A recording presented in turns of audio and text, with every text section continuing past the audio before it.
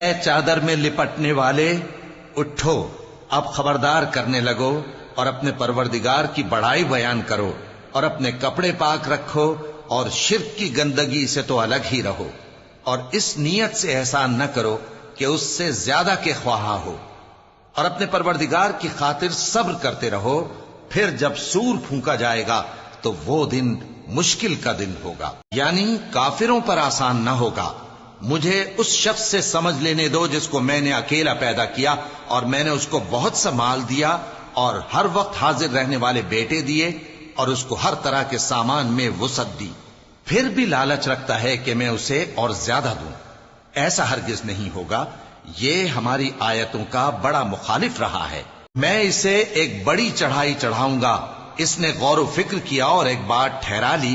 یہ مارا جائے، اس نے کیسی تجویز کی، پھر یہ مارا جائے، اس نے